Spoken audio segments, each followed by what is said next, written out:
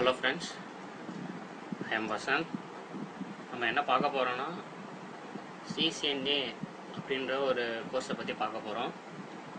CCNA என்ன அப்படின்னா Cisco certified network அசோசியேட்டிவ்னு பேர். இந்த சிஸ்கோன்றவங்க வந்து யூஎஸில் வந்து அவங்களோட ப்ராடக்டை வந்து மேனுஃபேக்சரிங் பண்ணுறாங்க. அவங்க எதுக்காக இந்த கோர்ஸை வந்து அவங்க ப்ரொவைட் பண்ணுறாங்கன்னா, இந்த கோர்ஸை படிக்கிறவங்க மூலிமா அவங்களோட ப்ராடக்டை வந்து கான்ஃபிகர் பண்ணுறதுக்காக இந்த கோர்ஸை வந்து அவங்க ப்ரொவைட் பண்ணுறாங்க. நிறைய இன்ஸ்டியூட் வந்து இந்த சிசிஎன்ன்ற கோர்ஸை வந்து எடுக்கிறாங்க. எடுத்தாலும் நம்ம வந்து இந்த சிசிஎன்ஏ அப்படின்ற ஒரு இன்டர்நேஷ்னல் சர்டிஃபிகேட் வாங்கிறதுக்கு நம்ம எக்ஸாம் எழுதணும். அதுக்கு பார்த்தீங்கன்னா $250 ஆகும். நம்மளோட இந்தியன் ருப்பியில் பார்த்தீங்கன்னா 13,000 சம்திங் அந்த மாதிரி ஆகும். நீங்கள் ஒரு வாட்டி எழுதுறதுக்கு அவ்வளோ அமௌண்ட் ஆகும். சப்போஸ் நீங்கள் ஃபெயில் ஆகிட்டீங்கன்னா திரும்ப அடுத்த எக்ஸாமுக்கு திரும்ப அதே அமௌண்ட்டை கட்ட வேண்டியதாக இருக்கும். எக்ஸாமுக்கு பார்த்தீங்கன்னா 1000 மார்க்ஸ் டோட்டலாக. அதுக்கு நீங்கள் வந்து 825 மார்க் எடுத்தால் பாஸு. தியரி அண்ட் லேப் ரெண்டுமே வந்து கண்டக்ட் பண்ணுவாங்க. ஓகேங்களா?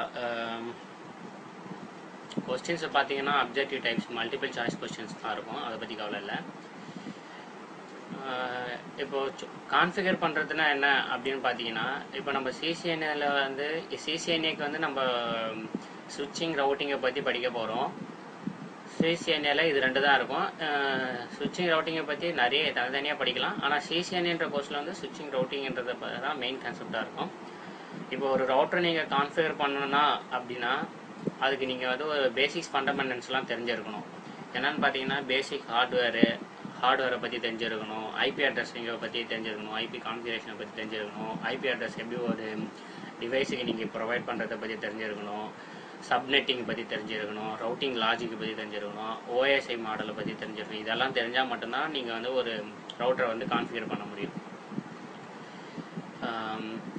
இந்த சிசிஎன்ஏக்கு வந்து டெக்ஸ்ட் புக்கு பார்த்தீங்கன்னா 2 புக்கு இருக்குது. ஒன்று ICND1, இன்னொன்று வந்து ICND2. இன்னொரு புக்கும் இருக்குது.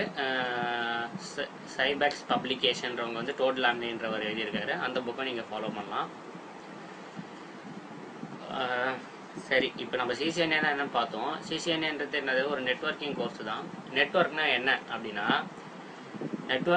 Inter connecting 2 or more devices to share the resources. 2 டிவைஸை வந்து இன்டர் கனெக்ட் பண்ணிவிட்டு, எதுக்காக 2 டிவைஸ் இன்டர்கனெக்ட் பண்ணுறோன்னா, ஒரு சிஸ்டத்துலேருந்து இன்னொரு சிஸ்டத்துக்கு வந்து நம்ம ஷேர் பண்ணுறதுக்காக. அந்த ஷேரிங்கிறது வந்து நம்ம text, image, video, application, .exe file எது வேணாலும் இருக்கலாம். டிவைஸ்ன்றது சிஸ்டம், வேறு என்ன இருக்கலாம், பிரிண்டர்ஸ் இருக்கலாம், ஐபி கேமராஸ், ஐபி டெலிஃபோன், இந்த மாதிரி எது வேணாலும் இருக்கலாம் டிவைஸு. பேசிக்காக பார்த்தீங்கன்னா 2 or more டிவைசஸ் வந்து இன்டர் கனெக்டிங் பண்ணுறதுக்கு பேர் தான் நெட்வொர்க்கு. ஆக்சுவலாக இந்த நெட்வொர்க்குன்ற கான்செப்ட் வந்து எப்போ வந்துச்சுன்னா, ARPA அப்படின்றது வந்து அட்வான்ஸ்டு ரிசர்ச் ப்ராஜெக்ட் அசோசியேஷன். இவங்க வந்து யூஎஸ் மிலிட்ரி அப்படின்றவங்க வந்து கம்யூனிகேட் பண்ணுறதுக்காக, இங்கேருந்து இன்னொருத்தவங்களை கம்யூனிகேட் பண்ணுறதுக்காக இந்த கான்செப்ட் வந்தது. அதுலேருந்து தான் நெட்வொர்க்குன்றது ஃபர்தராக டெவலப் ஆகி நிறைய இன்னமும் இந்த நெட்வொர்க் வந்து பூம் ஆகிட்டே தான் இருக்குது. ஓகேங்களா? இப்போ வந்து இந்த 2 டிவைஸ் இருக்குது பார்த்தீங்கன்னா, இந்த 2 டிவைஸை வந்து நம்ம எப்படி கனெக்ட் பண்ணோன்னா அதுக்கு சில இதெல்லாம் தேவை. சும்மா நம்ம கனெக்ட் பண்ணிவிடுவோம். இங்கே ஒரு டிவைஸ் இருக்குது, இங்கே ஒரு டிவைஸ் இருக்குது, ரெண்டுத்தையும் கனெக்ட் பண்ணுறதுக்கு நமக்கு ஒரு இன்டர்மீடியேட் சோர்ஸ் நமக்கு தேவைங்களா? அப்படி இன்டர் கனெக்ட் பண்ணுறதுக்கு என்னென்ன தேவை அப்படின்னா, கேபிள் அப்படின்ற ஒரு ஒயர் தேவைப்படுது, நிக் கார்டு, அதாவது நெட்வொர்க் இன்டர்ஃபேஸ் கனெக்டர் கார்டுன்னு பேர். அதுக்கப்புறம் லாஜிக்கல் ஐடென்டிஃபிகேஷன். இதெல்லாம் என்னன்ட்டு நம்ம அப்புறமேட்டு பார்ப்போம். சும்மா நம்ம ஒரு டிவைஸை கனெக்ட் பண்ணுறதுக்கு என்னென்ன தேவைன்றதை மட்டும் இப்போ பார்த்துங்க. அடுத்தது கம்யூனிகேஷன். இப்போ 2 டிவைஸை வந்து நம்ம கனெக்ட் பண்ணுறோம் பார்த்தீங்களா?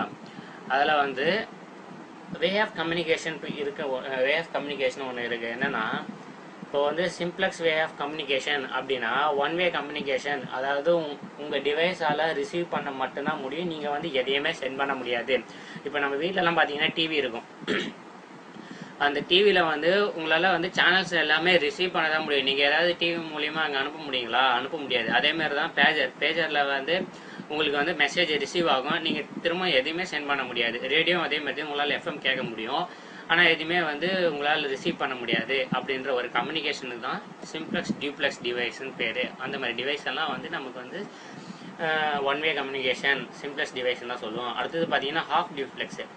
ஹாஃப் டியூப்ளெக்ஸ்னா இது வந்து டூ வே கம்யூனிகேஷன். உங்களால் சென்ட் பண்ணவும் முடியும், ரிசீவ் பண்ணவும் முடியும், ஆனால் ஒரே டைமில் வந்து பண்ணவே முடியாது அப்படின்ற ஒரு கான்செப்ட் தான் ஹாஃப் டியூப்ளெக்ஸ். அந்த மாதிரி இருக்கிற டிவைஸ் எல்லாமே உங்களுக்கு என்னது ஹாஃப் டியூப்ளெக்ஸ் டிவைஸ்ன்னு பேர். இப்போ வாக்கி டாக்கி பார்த்தீங்கன்னா, வாக்கி டாக்கி நீங்கள் வந்து டிராஃபிக் போலீஸ் யூஸ் பண்ணுறதை பார்த்துருப்பீங்க.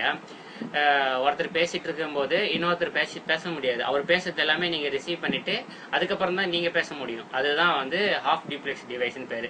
ஹப்பும் அதேமாரி தான். ஒன்ஸ் நீங்கள் சென்ட் பண்ண முடியும், சென்ட் பண்ணி முடித்த பிறகு தான் சென்ட் பண்ணி முடிச்ச பிறகு தான் யாரோ உங்களுக்கு சென்ட் பண்ணுறாங்கன்னா அதை ரிசீவ் பண்ண முடியும். இதுக்கு பெஸ்ட் எக்ஸாம்பிள் பார்த்தீங்கன்னா, மொபைலில் பார்த்தீங்கன்னா நீங்கள் வந்து ஒருத்தருக்கு எஸ்எம்எஸ் அனுப்புறீங்க. அதே டைமில் எஸ்எம்எஸ் அவரும் உங்களுக்கு அனுப்ப முடியாது. இந்த எஸ்எம்எஸ் போன பிறகு தான் அவர் வந்து உங்களுக்கு எஸ்எம்எஸ் அனுப்ப முடியும். அப்படின்றதெல்லாம் வந்து ஹாஃப் டியூப்ளெக்ஸ் டிவைஸ்ன்னு பேர். அடுத்தது பார்த்தீங்கன்னா full duplex device. Full duplex device என்னன்னா, உங்களால் வந்து சென்ட் பண்ணவும் முடியும், ரிசீவ் பண்ண முடியும். இதுவும் டூ வே கம்யூனிகேஷன் தான்.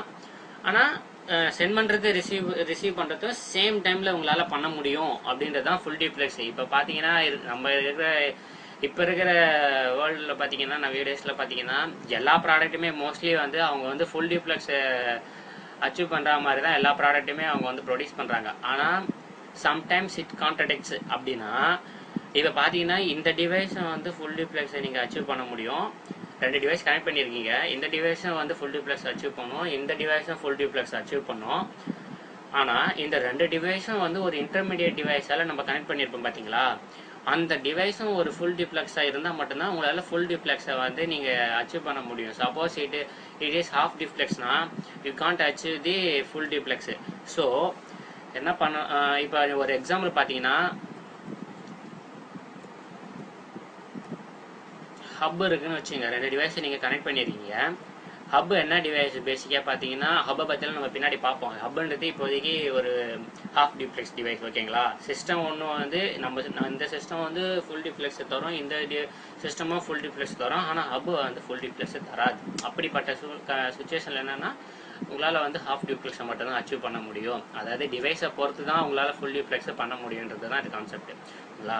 அடுத்தது நெட்ஒர்க்கில் வந்து நிறைய டைப் இருக்குது. என்னென்ன டைப் இருக்குது பார்த்தீங்கன்னா, local area network, metropolitan area network, wide area network, லேன்னு சொல்கிறோம். லேனுன்னா என்ன அப்படின்னா, the networking area is managed by within domain or building அப்படின்னு சொல்லலாம். ஸ்மால் ஜியோகிராஃபிக்கல் ஏரியா அப்படி. அதாவது ஒரு குறிப்பிட்ட ரூம்குள்ளே ஒரு பில்டிங்குள்ளே மட்டும் நீங்கள் வந்து எல்லா டிவைஸும் வந்து கனெக்ட் பண்ணியிருக்கீங்கன்னா அந்த நெட்ஒர்க்கு பேர் வந்து லேனுன்னு சொல்கிறோம். அதாவது மேனுன்னு பார்த்தீங்கன்னா குரூப் ஆஃப் லேண்ட்ஸ், இந்த மாதிரி நிறைய பில்டிங்கில் இருக்கும் பார்த்தீங்களா லேனு, அது எல்லாமே சேர்ந்தது தான் மேனு. இது வந்து ஒரு லிமிட்டட் ஜியோகிராஃபிக்கல் ஏரியா. இப்போ லேனை பார்த்தீங்கன்னா ஒரு குறிப்பிட்ட ஸ்மால் ஏரியாக்குள்ளே இருக்கிறதால தான் அது ஸ்மால் ஜியோகிராஃபிக்கல் ஏரியான்னு சொல்கிறோம். லேனு வந்து ஒரு ரிசர்வ்டு ஏரியா. இதுக்குள்ளே இப்போ ஒரு சிட்டி எடுத்திங்கன்னா அந்த சிட்டிக்குள்ளே இருக்கிற லேனெல்லாம் கனெக்ட் ஆகிருக்கு. அப்போ இது வந்து ஒரு ரிசர்வ்டு ஏரியா. சென்னைன்னு பார்த்தீங்கன்னா சென்னைக்குள்ளே இருக்கிறது எல்லாமே கனெக்ட் ஆகிருக்கும் அப்படின்றத அது ஒரு ரிசர்வ்டு ஏரியா. அதுதான் லிமிட்டட் ஜியோகிராஃபிக்கல் ஏரியான்னு சொல்கிறோம். அடுத்தது வேன்னா வைட் ஏரியா நெட்ஒர்க்கு. நிறைய மேன் சேர்ந்தது தான் வந்து வேனுன்னு சொல்கிறோம். அப்படி இப்போ ஒரு இந்த entire world is connected by வேன். எல்லாமே இந்த உலகம் முழுக்க இருக்கிற எல்லா கம்ப்யூட்டரும் கனெக்ட் இருக்கிறது தான் வேனுன்னு சொல்கிறோம். இது வந்து ரொம்ப பெருசு இல்லைங்களா? அதனால இது வந்து லார்ஜ் ஜியோகிராஃபிக்கல் ஏரியான்னு பேர். ஓகே, இப்போ நம்ம என்னன்னா சிசிஎன்ஏன்னா என்னன்னு பார்த்தோம், நெட்ஒர்க்னா என்னன்னு பார்த்தோம், பேசிக்ஸ் எல்லாமே பார்த்தோம், டைப்ஸ் ஆஃப் நெட்ஒர்க் பார்த்தோம், ஒரு சிஸ்டம் வந்து என்னென்ன கம்யூனிகேஷன் பண்ணுறதுன்றதெல்லாம் பார்த்தோம். இந்த செஷனோட இது ஓவர் பண்ணிக்கலாம். நெக்ஸ்ட் செஷனில் வந்து என்னென்ன கம்யூனிகேஷன், அதுக்கு இந்த கேபிள் நிக்கார்டெல்லாம் என்ன பண்ணணும்னு சொல்லியிருந்தீங்களா, அதை வந்து அதில் பார்ப்போம். Okay, thanks you, bye.